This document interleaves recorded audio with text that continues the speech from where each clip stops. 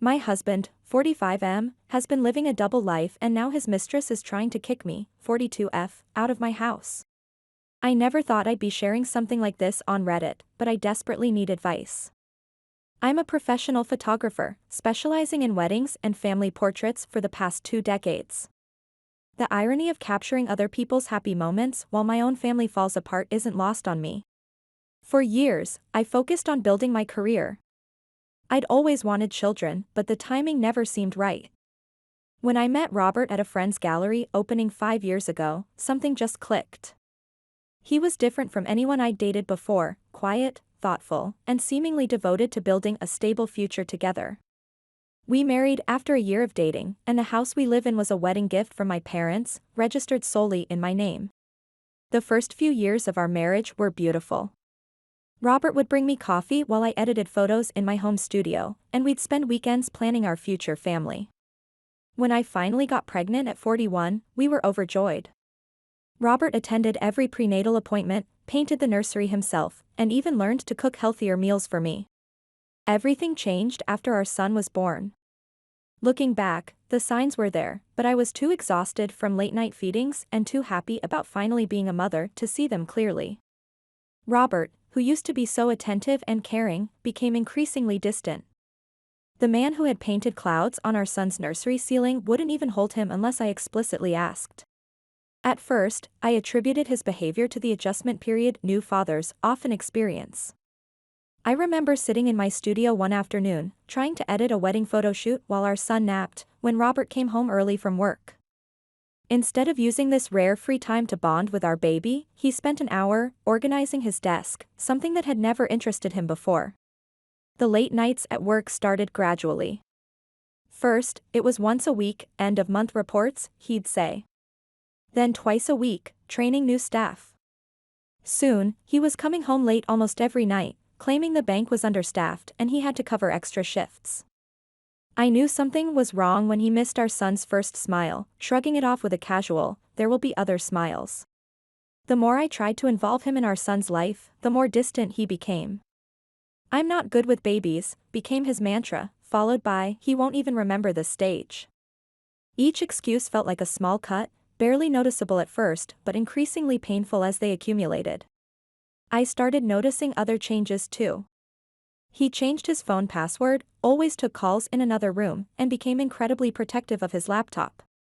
Classic signs, I know now, but I trusted him. After all, we had tried for this baby together, planned every detail of our family life together.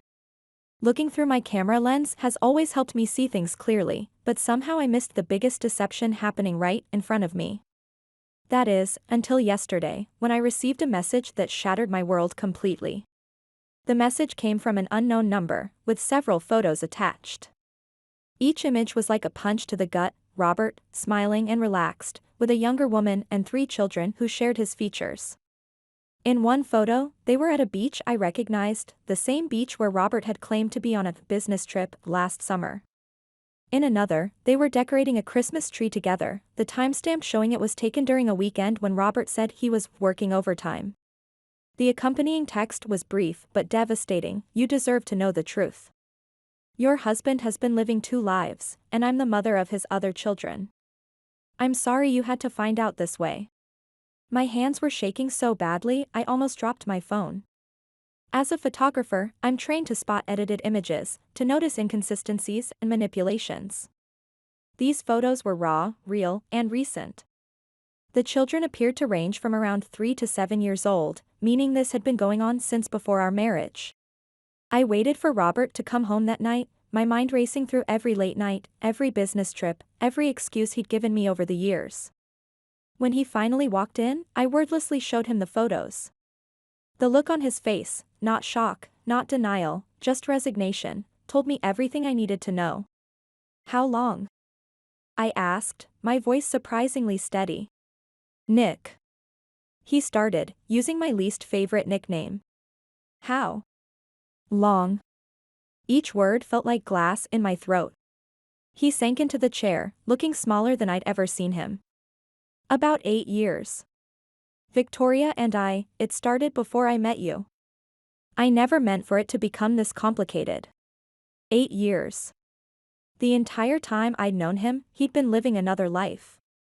While I was going through fertility treatments, dealing with the challenges of a high-risk pregnancy at 41, he had another family, a younger woman, 3 healthy children. "Why did you marry me?" I asked, though I wasn't sure I wanted to know the answer. "I loved you, I still love you," he said, as if that made anything better. "Victoria was my past, but you represented something different. A chance at a more stable, respectable life." I laughed then, a hollow sound that seemed to echo through our suddenly too large house. "Respectable? You built our entire marriage on lies. You watched me struggle to have a baby, knowing you had 3 children across town. But the true horror of my situation didn't fully hit until this morning. I was in the nursery, trying to calm my son after a sleepless night, when the doorbell rang. Standing there was Victoria, 34F, with 3 children who were unmistakably Robert's. She didn't wait for an invitation, simply pushed past me into my home. "So this is the fancy house he bought you," she said, running her hand along my dining room wall, the same wall where I'd hung my favorite family portraits. "Nice upgrade from the apartment he keeps us in." I held my son closer, watching as her children wandered into my living room, touching everything in sight. They looked so much like Robert it made my heart ache. The oldest, a boy around 7, had his exact eyes. The middle child, a girl perhaps 5, had his smile. And the youngest, another boy about 3, had his curly hair. "What do you want?" I managed to ask, though I already knew the answer from her calculating gaze. Victoria smiled, but it didn't reach her eyes. "What's rightfully ours? Robert promised us this house. He said once everything was settled, we'd all live here together. A proper family needs space, after all." She gestured to her children, then looked pointedly at my son. "More space than a middle-aged mom and her surprise baby need." The audacity of her words hit me like a physical blow. This was my house, a gift from my parents, something Robert had no right to promise anyone. When I told her this, her demeanor changed instantly. "Listen," she hissed, stepping closer. "I've been in Robert's life longer than you have. These children need their father. They need a stable home. You're just the midlife crisis he'll get over soon enough." I found strength I didn't know I had. "Get out of my house," I said, my voice firm despite my shaking hands. "This is my property, legally mine. Robert has no claim to it, and neither do you." Victoria's face contorted with rage. "You think you've won something here? You're nothing but a temporary distraction. Robert always comes back to us. Always." Her voice rose, deliberately loud enough for the neighbors to hear. "You're trying to tear apart a family. Think about these innocent children." I stood my ground, though inside I was crumbling. The only one tearing apart families here is Robert. And you, by trying to claim what isn't yours. After they left, my neighbor Mary, a 50F, came over immediately. She had witnessed the entire scene and offered to be a witness if needed. "I've already written down everything I saw and heard," she said, squeezing my hand. That woman's behavior was completely unacceptable. My friend Jane, 41F, came over as soon as I called her. She's helped me start documenting everything, the messages, the confrontation, Victoria's threats. She also reminded me that as a successful photographer, I have my own financial stability. The house is mine, my business is mine, and I don't need Robert's support to raise my son. Right now, I'm sitting in my home studio, surrounded by thousands of photos of happy families, wondering how I missed the signs in my own life. Robert has been calling non-stop, leaving messages about how we can work this out and find a solution that makes everyone happy. As if there could be a happy solution to this level of betrayal. The worst part isn't even the lies or the other family, it's realizing that while I was treasuring every moment of my late-in-life pregnancy, meticulously documenting every ultrasound, every kick, every preparation for our baby, Robert was just going through the motions. He had already experienced all these firsts with Victoria, and I was just, what? A side project? A respectable facade? I need advice. Should I file for divorce immediately? Get a restraining order against Victoria? How do I protect my son from this mess? I've already contacted a lawyer, but I'd appreciate hearing from anyone who's been through something similar. For now, I'm focusing on my son and my work. I have a wedding shoot scheduled for next weekend, and part of me finds it darkly amusing that I'll be capturing someone else's happily ever after while mine lies in ruins. But maybe that's what I need right now, to remember that love and trust still exist, even if they didn't in my own marriage. Has anyone dealt with a situation like this before? What steps should I take first? I feel like I'm drowning in a sea of betrayal and uncertainty, and any guidance would be a lifeline right now. I keep telling myself that I'm strong enough to handle this. I built a successful business, survived a high-risk pregnancy, and I can survive this too. But right now, watching my baby sleep peacefully in his crib, unaware of how his world has changed, I'm terrified of what tomorrow might bring.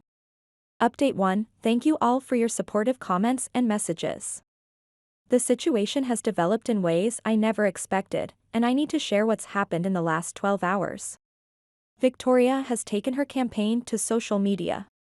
She's been posting in our local community Facebook groups, painting herself as a victim and me as a homewrecker who stole another woman's husband. The irony would be laughable if it weren't so devastating.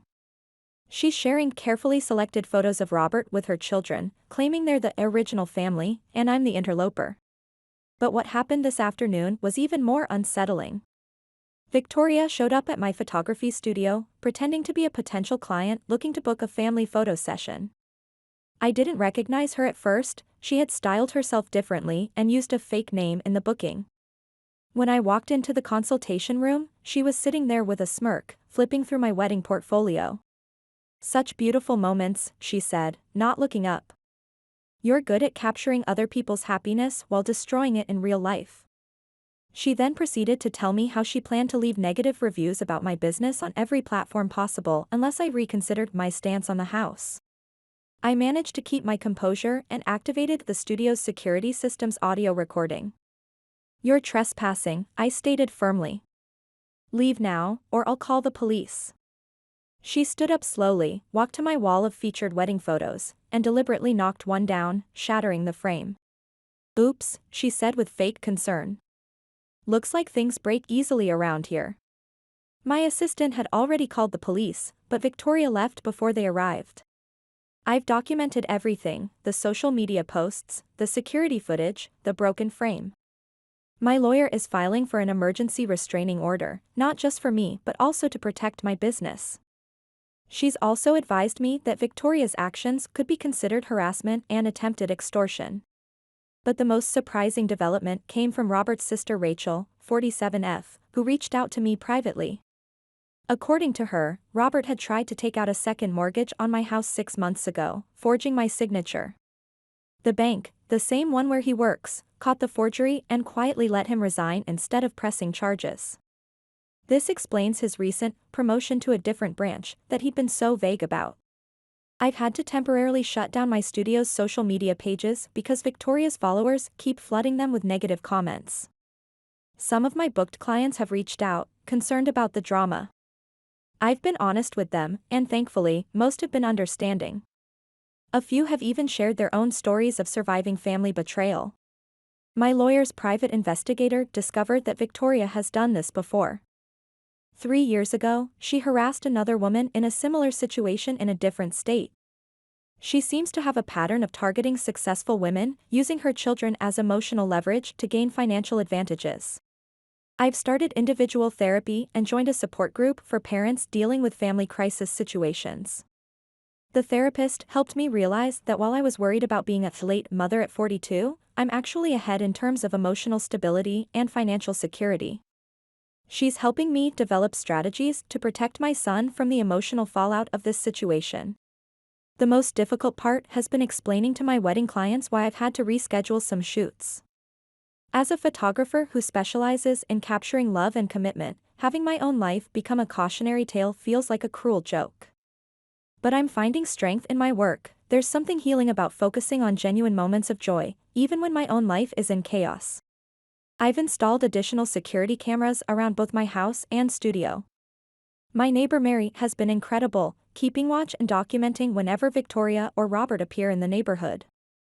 The local police now have a file on the situation and have increased patrols in our area. Some of you asked about Robert's reaction to all this. He's been sending messages claiming he can fix everything if I just stop being difficult and agree to sell the house. He doesn't seem to understand that this isn't about the house anymore, it's about years of lies and manipulation finally coming to light. Thank you again for all your support. Special thanks to those who shared resources about protecting small businesses from defamation campaigns. I'm taking this one day at a time, focusing on my son, my business, and building a new life free from lies and manipulation. My lawyer says we have a strong case for both the restraining order and potential civil suits for harassment and defamation. I'll update again when there are significant developments. Update 2. First, thank you everyone for your continued support and advice. The situation has taken several unexpected turns in the last 12 hours. Robert showed up at my doorstep this morning, looking disheveled and clutching a manila envelope.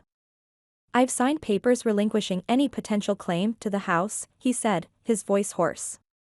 I know it doesn't make up for anything, but I want to do the right thing now. When I asked what prompted this sudden change, the truth came out: his bank's internal investigation had uncovered multiple instances of him attempting to use my property as collateral for loans. His resignation wasn't voluntary, he was forced out to avoid criminal charges. Now the bank is conducting a full audit of all his transactions. But here's where it gets even more complicated. The PI my lawyer hired has uncovered Victoria's disturbing pattern of behavior across 3 different states. Apparently, she's done this before, targeting men in stable positions, creating parallel families, then using the children as leverage to secure property and assets. In each case, she moved on once she secured what she wanted. The professional photography community has been incredibly supportive. After hearing about Victoria's attempts to destroy my business reputation, several well-known photographers in our area started a counter-campaign, sharing their positive experiences working with me and denouncing the harassment. One even offered me her studio space when I need a secure location for shoots. The most shocking development came from Victoria's oldest child's former teacher. She reached out after seeing the social media drama, sharing concerning information about Victoria's past behavior. During parent-teacher conferences, Victoria would often brag about her system for securing financial stability, even showing off documents from previous property settlements. My lawyer is building a strong case, documenting a pattern of what appears to be calculated deception and exploitation. We've discovered Victoria has used at least 3 different surnames in the past decade, making it difficult to track her history. The PI found records of her involvement in 2 similar situations in Colorado and Nevada, each ending with property settlements in her favor. Surprisingly, some of Victoria's relatives have started reaching out. Her cousin shared disturbing details about Victoria's past schemes, including how she carefully selects her targets based on their assets and vulnerability to manipulation. According to the cousin, Victoria had been monitoring my photography business's success for months before Robert and I even met. The support group I joined has been a lifeline. One member, a family law attorney, helped me understand how Victoria's past behavior could affect any future custody arrangements. She explained that courts take a very dim view of parents who use children as pawns in property disputes. A turning point came this afternoon when one of Victoria's previous victims contacted me. Sandra, 45F, from Denver shared her eerily similar story, right down to the surprise visit with children and demands for property rights. She's offering to testify about Victoria's pattern of behavior if needed. My business has actually seen an unexpected surge of support. Local wedding planning agencies, aware of the situation, have been referring clients to me specifically because of how professionally I've handled this crisis. One prominent wedding planner told me, "Anyone who can maintain their professionalism under this kind of pressure is exactly who I want capturing my clients' special moments." The bank's investigation has revealed something else concerning. Robert had been manipulating financial records to maintain his double life. He'd been diverting funds from his retirement account to support Victoria and her children, leaving our son's future financially vulnerable. My financial advisor is helping me document everything for the divorce proceedings. My therapist helped me realize something important today: this isn't just about protecting my assets anymore. It's about standing up to a systematic pattern of exploitation that has hurt multiple families. By fighting back legally and publicly, I'm not just defending myself, I'm potentially preventing Victoria from doing this to someone else.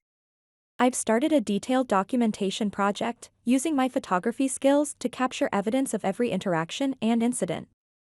Security cameras have caught Victoria driving by my house multiple times, despite the pending restraining order. Each incident is being added to our legal file. The most heartbreaking development has been discovering some of Victoria's social media posts where she uses her children to garner sympathy. She poses them holding signs asking why someone would take their daddy away. My lawyer says this kind of behavior often backfires in family court, as judges strongly disapprove of parents who publicly exploit their children for leverage. I've hired a security consultant to protect both my home and business. They've helped me implement a comprehensive safety protocol, including panic buttons and direct lines to local law enforcement. It feels surreal having to take these measures, but my son's safety is non-negotiable. Tomorrow, I have a meeting with a forensic accountant who specializes in uncovering financial deception in divorce cases. Robert's banking history apparently shows a pattern of suspicious transactions that could help prove premeditated fraud. Thank you all for your support and advice. Special thanks to the Reddit legal community for helping me understand my rights and options. I'll update again when there are significant developments. Update 3, I want to share what seems to be the final chapter of this overwhelming situation. The past week has brought significant changes and, finally, some resolution. The divorce proceedings have officially begun, with some unexpected developments. The forensic accountant discovered Robert had been systematically liquidating his retirement accounts and diverting company funds, not just to support Victoria's family, but apparently to maintain relationships with 2 other women in neighboring states. The bank's internal investigation has now become a full criminal investigation. Victoria's elaborate scheme unraveled faster than anyone expected. After my last update, 5 other women came forward with similar stories. Each one involved the same pattern: Victoria targeting men with assets, creating parallel families, then using the children to leverage financial gains. Working with these women and their lawyers, we've compiled a comprehensive case that's now being reviewed by prosecutors in multiple states. The most significant breakthrough came from Victoria's former assistant, who provided detailed records of her business strategy. These documents revealed how she researched potential targets, including extensive notes about my photography business dating back to before I met Robert, orchestrated chance meetings, and methodically manipulated situations to gain property rights. Last Tuesday, while meeting with my lawyer, we received word that Victoria had attempted to pull the same scheme in Washington state, while in the middle of trying to claim my house. The detective handling that case shared surveillance footage of her touring properties with another man, introducing herself with yet another surname. My photography business has taken an unexpected turn. After a bridal magazine covered my story, with my permission, as part of an article about resilience in the wedding industry, I've received an overwhelming number of bookings. Couples specifically request me because, as one bride put it, someone who can maintain artistic integrity while handling life's biggest challenges is exactly who I want capturing my wedding. I've started a support network for professional women targeted by similar schemes. Working with family law attorneys and financial advisors, we're developing resources to help others identify and protect themselves from such manipulation. 3 of Victoria's previous victims have joined our advisory board. The restraining order against Victoria has been made permanent, and she's now facing multiple fraud investigations. Her social media campaign backfired spectacularly when her own posts were used as evidence of harassment and attempted extortion. The judge was particularly concerned about her pattern of using children as emotional leverage. Speaking of children, the court-appointed child advocate discovered Victoria had been coaching her children to perform distress for social media photos. The investigation revealed a disturbing pattern of emotional manipulation that's now being addressed by Child Protective Services. It breaks my heart to see how these innocent children were used as pawns. Robert's current situation is a stark contrast to the life he pretended to live. He's renting a small apartment on the outskirts of town, and according to mutual friends, he and Victoria do nothing but argue about money. His banking career is effectively over, with his financial misconduct case pending. The man who claimed he needed a respectable life has lost everything that once made him appear respectable. My son and I have settled into a new routine. I've converted part of my home studio into a cozy play area where he can safely explore while I edit photos. The judge granted me full custody, with Robert allowed only supervised visits after completing parenting classes and counseling. The house, the focal point of so much drama, has become a symbol of resilience. I've redecorated, erasing the traces of deception and replacing them with authentic moments captured through my lens. The walls that Victoria once eyed so covetously now display photographs of genuine joy and love from my clients, a daily reminder that truth prevails over manipulation. My therapist says I'm making remarkable progress in processing this trauma. The betrayal still stings, but it no longer defines me. I've learned that being a late mother at 42 wasn't a disadvantage. My established career and life experience gave me the strength and resources to protect my son from this chaos. For those wondering about Victoria's latest attempts, she and Robert have been ordered to pay restitution to her previous victims. She's lost custody of her children to their maternal grandmother, who discovered Victoria had been using child support payments to fund her property acquisition schemes. The children are finally receiving the therapy and stability they deserve. Last weekend, I photographed my first wedding since this all began. Watching the couple exchange genuine vows of love and commitment, I felt no bitterness. Instead, I found myself appreciating the authentic moments even more deeply. My ability to capture true emotion hasn't been damaged by experiencing deception. If anything, it's been enhanced by understanding the value of genuine connection.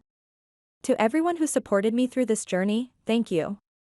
Your advice and encouragement helped me stand firm when Victoria tried to intimidate me, when Robert attempted to manipulate me, and when I questioned my own strength. This community became a lifeline during my darkest moments. I'm not just surviving, I'm rebuilding something better. My son is thriving, my business is growing, and our future looks brighter than ever. Sometimes the best pictures emerge from the darkest negatives. This photographer certainly did.